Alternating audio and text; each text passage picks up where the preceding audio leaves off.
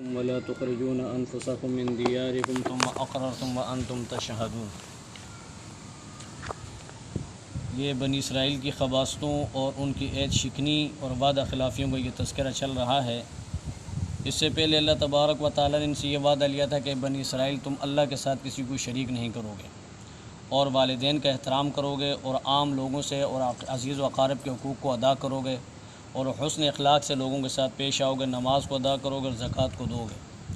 تو ان لوگوں نے اس سے اعراض کیا اور انکار کر دیا۔ بہت سارے کہ لوگ جو اس سے منہ پھیر گئے۔ قرآن نے کہا کہ وَأَنْتُمْ مُعْرِضُونَ، اور تم لوگوں نے اللہ کے احکامات سے اعراض کیا۔ آج کے سبق کے اندر ان کی ایک اور خباثت کا ذکر ہے کہ جب بنی اسرائیل سے اللہ تبارک و تعالیٰ نے یہ وعدہ لیا کہ تم آپس میں ایک دوسرے کے ساتھ لڑائی نہیں کرو گے، جھگڑے نہیں کرو گے اور نہ ہی ایک دوسرے کو گھروں سے نکالو گے، اپنے ملک سے نکالو گے، اور ان لوگوں نے اس کا باقاعدہ اقرار بھی کیا، لیکن اقرار کرنے کے بعد پھر انہوں نے دوبارہ سے کہ اللہ تبارک و تعالیٰ سے کیا وہ وعدہ توڑ دیا۔ پھر انہوں نے آپس میں ایک دوسرے کو قتل بھی کیا اور گھروں سے بھی نکال دیا۔ اور تیسرا اللہ تبارک و تعالیٰ نے کو یہ کہا تھا کہ اگر تمہارا کوئی مسلمان کہ تمہارا یہودی اہل کتاب جو ہے گرفتار ہو جائے تو تم لوگوں نے تیسرا کام یہ کرنا ہے کہ اس کو فدیہ دے کر چھڑانا ہے۔ تو یہ اتنی بدبخت قوم تھی، انہوں نے دو چیزوں پر عمل تو کیا، دو چیزوں پہ عمل نہیں کیا، قتل بھی کیا اور گھروں سے بھی نکالا، اس پہ تو عمل نہیں کیا انہوں نے۔ اور تیسری بات پہ انہوں نے عمل کیا کہ فدیہ دے کے چھڑاتے تھے۔ وہ یہ تھا کہ مدینہ کے اندر دو بڑے قبائل تھے، ایک کا نام اوس تھا اور دوسرا خزرج تھا۔ یہ مشرک تھے سارے، اور یہ دو بڑے قبائل تھے، اور اقلیت کی شکل میں یہود کے دو قبائل بھی موجود تھے، بنو قریظہ اور بنو نذیر۔ اب یہ بنو اوس اور خزرج کی آپس میں لڑائیاں بھی ہوتی تھیں، عداوتیں تھیں، دشمنیاں تھیں، اور ان دو یہودی قبائل کی بھی آپس میں دشمنیاں تھیں۔ اب بنو قریظہ نے اوس کو اپنے ساتھ ملا لیا اور ان کے ساتھ دوستی کی، ان کے ساتھ یارانہ بڑھایا، اور دوسرا بنو نذیر والوں نے خزرج کے ساتھ دوستی کر لی۔ اب ہوتا یہ تھا کہ جب اوس اور خزرج آپس میں لڑتے تو اب ظاہر بات ہے ان کو بھی اپنے اپنے دوستوں کے ساتھ مل کر وہ دشمن کے ساتھ لڑنا ہوتا تھا۔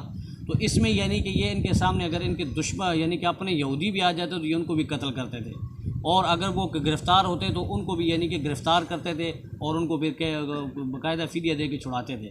جب ان سے یہ سوال ہوتا ہے کہ بدبختو تم لوگ قتل تو کر رہے ہو اور ان کو گھروں سے نکال رہے ہو، اور جب یہ گرفتار ہوتے تو فدیہ دے کے چھڑاتے ہو، یہ کیوں؟ تو انہوں نے کہا کہ بھائی فدیہ دے کے ہم اس لیے چھڑاتے ہیں کہ ہماری برادری کے لوگ ہیں، ٹھیک ہے، اور کہیں ہم کہ اللہ کے ہاں کہ ذلیل نہ ہو جائیں۔ یہ ان کا نظریہ تھا۔ اور کہا کہ بھائی قتل کیوں کرتے ہو، گھروں سے کیوں نکالتے ہو؟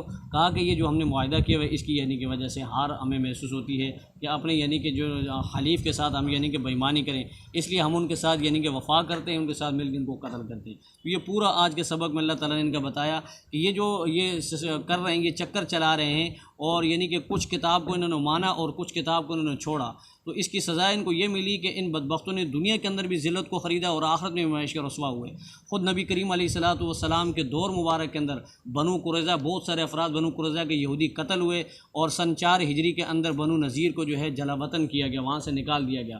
دنیا کی ذلت تو یہ ان کو ملی، اور آخرت میں ہمیشہ ہمیشہ کی رسوائی کا یہ ان کا مقدر بن گئی۔ اور آگے اللہ نے فرمایا کہ انہوں نے جو یہ سودا کیا ہے کہ دنیا کی زندگی کو آخرت کے بدلے میں خریدا، یہ بہت ہی گھاٹے کا سودا ہے۔ اللہ تبارک و تعالیٰ ان کے اوپر جو عذاب ہوگا اس کو کبھی بھی ہلکا نہیں کریں گے، اور نہ ان کو کوئی مدد کی شکل میں کوئی مدد پہنچے گی۔ تو آج کے سبق میں اللہ تعالیٰ یہی بتانا چاہ رہے ہیں اللہ اکبر۔ وَإِذْ أَخَذْنَا مِيثَاقَكُمْ، یاد کرو وہ زمانہ کہ جب ہم نے تم سے وعدہ لیا اے بنی اسرائیل۔ وہ وعدہ کیا تھا؟ وعدہ یہ تھا کہ لا تسفکون دماءکم، تم آپس میں ایک دوسرے کا خون نہیں بہاؤ گے، ولا تخرجون انفسکم، یہ دوسرا حکم وعدہ تھا کہ ان کو کہ وطن سے بھی نہیں نکالو گے، ثم اقررتم، پھر تم لوگوں نے اس بات کا اقرار بھی کیا کہ ایسا ہی ہوگا، وانتم تشہدون، اور تم اس بات کے خود گواہ ہو، ثم انتم ہؤلاء، اور پھر تم میں سے بہت سارے لوگ وہ تھے، تقتلون انفسکم، جو آپس میں لڑتے تھے، جنہوں نے آپس میں ایک دوسرے کو کہ مارا، قتل کیا،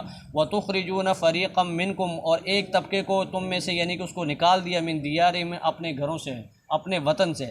تو یہی ہوا جیسے میں نے ابھی بتایا کہ دونوں وہ آپس میں ٹکراتے تھے، تو یہ بھی آپس میں یہودی بھی ٹکراتے تھے ان کے ساتھ مل کر، تو ان کے بہت سارے لوگ وہ جو غالب آ جاتے تھے وہ مظلوم کو وہاں سے نکال دیتے تھے، تو یہ بدبخت بھی ان کے ساتھ ہوتے تھے۔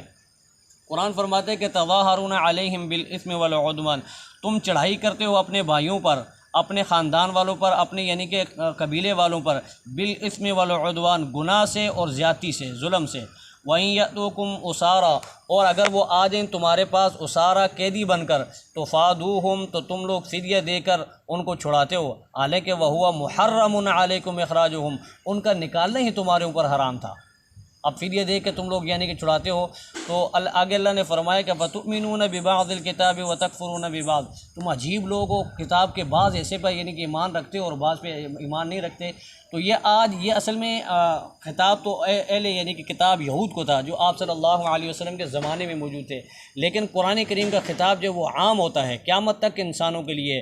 اس میں ہمارے لیے بھی سبق ہے کہ آج ہمارے اندر بھی یہ برائی پائی جا رہی ہے کہ ہم بھی بہت سارے ایسے مسائل ہیں جو قرآن کریم کے، ان کو ہم نہیں مانتے، اور بہت ساری چیزوں کو ہم مانتے ہیں عملی طور پر، زبانی طور پہ کوئی انکار نہیں کرتا الحمدللہ، کوئی مسلمان زبانی طور پہ یہ نہیں کہے گا کہ میں قرآن کی اس بات کا انکار کر رہا ہوں، لیکن عملی طور پر ہم قرآن کی بہت ساری باتوں کا انکار کر رہے ہیں، بہت سارے احکامات کو ہم نہیں مانتے، اس میں معاملات میں بھی بہت ساری باتیں ہیں، معاشرتی باتیں ہیں، بہت ساری اخلاقیات والی باتیں ہیں، وہ بہت ساری باتیں جو ہیں ہم نے پس پش ڈالی ہوئی ہیں، ٹھیک ہے۔ بعض وہ امور ہیں جو یعنی کہ حکومت کی سطح کے ہیں، جیسے مثال کے طور پہ حدود و قصاص کا نفاذ ہے، وہ تو حکومت کا کام ہے، وہ بھی نہیں ہو رہا، ٹھیک ہے۔ باقی جو عوام کی سطح پر کام ہیں، وہ بھی قرآن کے بہت سارے احکامات آج ہم عملی طور پر نہیں مان رہے، عملی طور پر ہم ان سے انکار کر رہے۔ جیسے قرآن نے سود کے متعلق منع کیا، ہمارے ہاں سود چل رہے جی، دھڑلے سے چل رہے۔ قرآن نے غیبت سے منع کیا، ہم لگے رہتے ہیں جی۔ قرآن نے جھوٹ سے منع کیا، ہم جھوٹ بھی بول رہے ہیں جی، ٹھیک ہے۔ قرآن نے بے پردگی سے منع کیا، ہمارے ہاں یہ بھی وافر مقدار میں مارکیٹ میں موجود ہے۔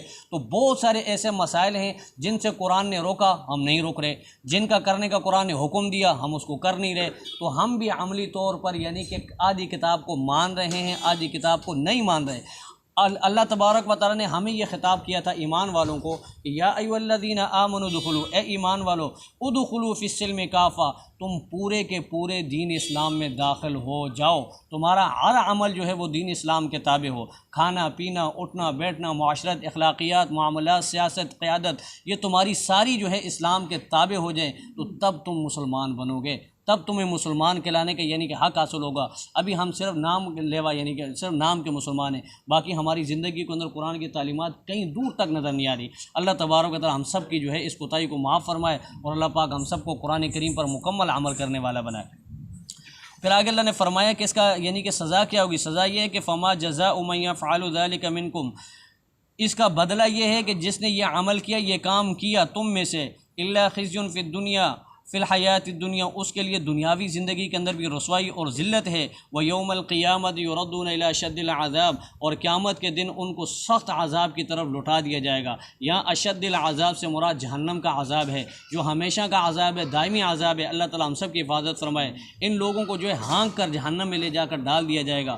وما اللہ بغافل عما تعملون، اللہ تبارک و تعالیٰ غافل نہیں ہے تمہارے کاموں سے جو تم کر رہے ہو۔ ایسا نہیں ہے کہ اللہ تبارک و تعالیٰ ہمیں دیکھ نہیں رہے، اللہ تبارک و تعالیٰ کا خفیہ کیمرہ جو ہے وہ ہر وقت ہر آن ہمیں دیکھ رہا ہے، وہ ریکارڈنگ تمام چیزیں ریکارڈ ہو رہی ہیں۔ وہ کل قیامت میں اللہ تبارک و تعالیٰ جب میدان حشر میں ہم حاضر ہوں گے، نامہ اعمال تلتے وقت وہ ساری چیزیں ہمارے سامنے آ جائیں گی۔ علماء نے لکھا ہے کہ بعض چیزیں جو ہے متشکل ہو کر سامنے آ جائیں گی، کہ جو کام کیے ہیں وہ باقاعدہ شکلوں میں ہمارے سامنے آ جائیں گے۔ اگر کسی نے دنیا کے اندر کسی کا چھوٹا سا زمین کا ٹکڑا بھی غصب کیا ہوگا، وہ اپنے کندھے پہ اٹھا کر لائے گا۔ دنیا میں کسی نے اگر کسی کی بکری غصب کی ہے تو وہ اس بکری کو کندھے پر اٹھا کر وہاں عملی شکل میں لے کر آ رہا ہوگا۔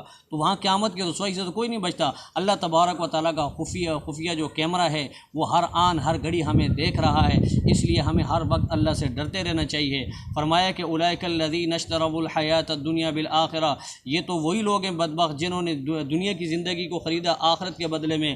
فلا یخفف عنہم العذاب، ان کے اوپر ہلکا نہ ہوگا ان کا عذاب، ولا هم ینصرون، اور نہ ان کی کسی طریقے سے مدد کی جائے گی۔ وہاں پہ ظاہر بات ہے مدد کے سارے ذرائع ختم ہو جائیں گے، سارے ذرائع دروازے بند کر دیے جائیں گے، تو وہاں سے مدد کی کوئی صورت بھی نہیں ہے۔ تو اس لیے بہتر یہ ہے کہ آج دنیا میں اللہ تبارک و تعالیٰ نے وقت دیا ہوا ہے، اس وقت کو جو ہے ہم جو ہے اللہ تبارک و تعالیٰ کی طرف سے غنیمت سمجھیں، اور ہم اپنے آپ کو سدھار لیں اور اپنے آپ کو بنا لیں، اور اللہ تبارک و تعالیٰ کی فرمان برداری کرنے والے بن جائیں، اللہ کے حبیب صلی اللہ علیہ وسلم کی اتباع میں زندگی گزارنے والے بن جائیں، اور قرآن کی تعلیمات پر عمل کرنے والے بن جائیں۔ اگر یہ ہمارے اندر آ جائے گا تو انشاءاللہ ہم کامیاب ہیں۔ اگر یہ چیز ہمارے اندر نہیں آئے گی تو صرف دعووں سے جو ہے کام نہیں بنتا، کہ وہ دعوے تو یہود بھی کرتے تھے، نصارہ بھی کرتے تھے۔ اللہ تعالیٰ نے ان کی تردید فرمائی کہ صرف دعووں سے کام نہیں ہوگا، عملی طور پر کچھ کر کے دکھاؤ، عملی طور پر اپنے آپ کو ثابت کرو کہ ہم اتنے تابعدار ہیں، فرمان بردار ہیں۔ اللہ پاک ہم سب کو اپنے احکامات پر عمل کرنے والا بنائے۔ وآخر دعوانا الحمد للہ رب العالمین۔ اللہم صلی علی محمد وعلی آل محمد۔